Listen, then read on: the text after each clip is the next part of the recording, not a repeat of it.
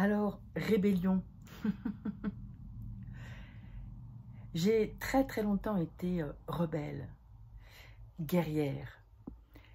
Je me confrontais à mes pairs, je me confrontais aux autres dans ma famille, dans mon job, voulant défendre mon territoire, voulant défendre mes idées, voulant défendre ce qui me paraissait tellement une évidence.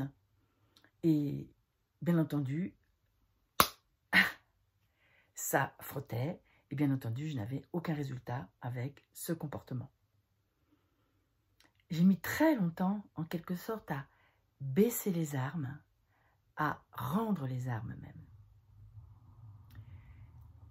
Aider finalement de mon métier de sage-femme, qui est un métier de l'ombre, même si je défendais haut et fort à l'époque mes idées de naissance naturelle, de respecter le corps, de respect de la parole, de faire attention à ce que l'autre apporte, qui est son propre guérisseur, j'ai fini par comprendre que je pouvais œuvrer telle une nappe phréatique.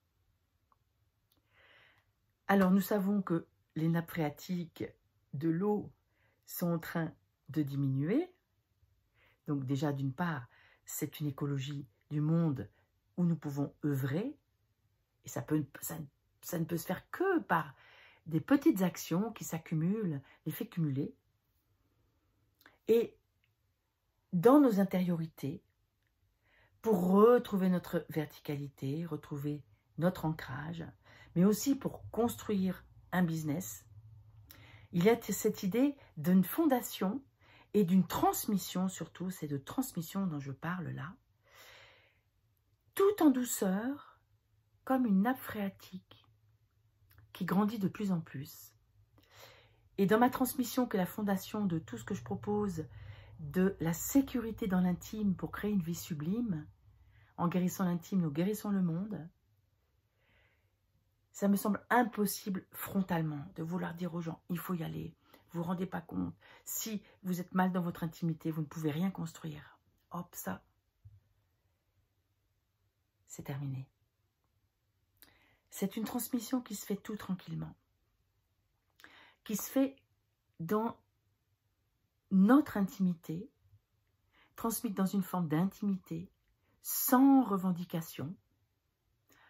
Et ce qui se passe, c'est qu'au fur et à mesure que chaque personne trouve sa solidité à l'intérieur, nourrie de sa propre nappe phréatique fertile, cette personne-là va se redresser, va se verticaliser, tout simplement. Et à ce moment-là, il n'y a plus du tout besoin de revendiquer, puisque c'est là, incarné.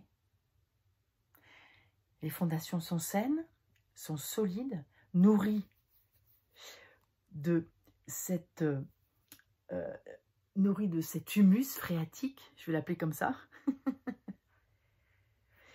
Du coup, c'est tranquille en bas, c'est en paix dans nos profondeurs. Alors, il devient extrêmement aisé de recevoir les informations, de réceptionner l'intuition, d'observer les synchronicités, de se laisser traverser par le canal quand nous œuvrons dans nos entreprises. Et avec cette nappe phréatique, une réception de l'univers, parce qu'à ce moment-là, l'univers va pouvoir œuvrer pour nous, et nous, dans notre chair, et ça devient organique, ça devient un business organique, ça devient une vie organique, dans l'émotion. Et c'est au niveau du cœur que ça va s'harmoniser. Comme le lemniscate, ce signe de l'infini. Très souvent, nous sommes d'un côté, très souvent, nous sommes de l'autre, comme le yin et le yang. Et c'est ce moment de jonction, de danse, où ça dérape, où ça ne se fait pas. Où les hommes et les femmes ne se rencontrent pas, où l'énergie du masculin et du féminin ne se rencontrent pas, n'œuvrent pas ensemble. Alors, avec cette idée que, en changeant des petites choses, avec l'effet cumulé, des petits pas pour chaque personne qui va oser, comment nous pouvons changer quoi que ce soit dans nos vies et encore moins dans une influence et encore moins dans le monde, si nous n'osons pas déplacer quelque chose, nous mettre en sécurité, laisser vraiment faire dans une certaine nombre pour ne pas s'affronter, parce que si on s'affronte, forcément il va y avoir des freins, forcément il va y avoir des gens qui disent mais tu ne devrais pas faire ça, mais t'es folle ou t'es fou de faire ça. Combien de personnes ont entendu ça pour des entreprises qu'ils voulaient faire, ou je veux un 3e enfant, mais comment tu vas faire, ou je veux m'acheter une super bagnole, mais tu vas jamais y arriver, ou j'ai un projet de faire une maison, oh, mais comment tu vas faire, etc. Nous avons tous entendu ça. Hop, souterrainement, œuvrons, allons dans nos projets, dans notre verticalité, dans notre chair, dans notre incarnation, et ça va rayonner autour, tout simplement.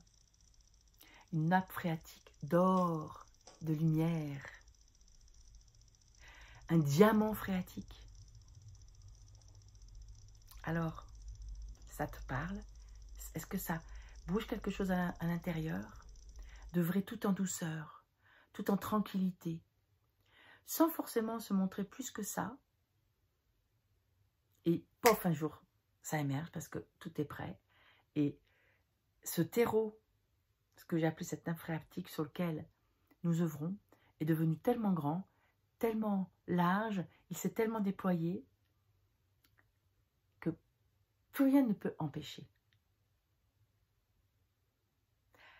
Alors, je t'invite à réagir.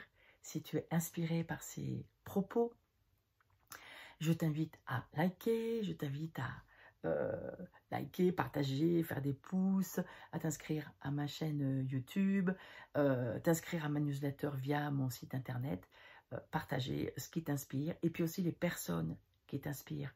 Plus nous œuvrons ensemble en transmettant, en partageant, en parlant de l'un de l'autre, qui œuvre dans une énergie qui nous inspire, plus cette nappe phréatique d'un monde qui se transforme peut se déployer sans que rien ne puisse l'empêcher, puisque ce ne sont pas des armes, puisqu'il n'y a pas d'affrontement. Voilà, allez, ciao, on se retrouve bientôt.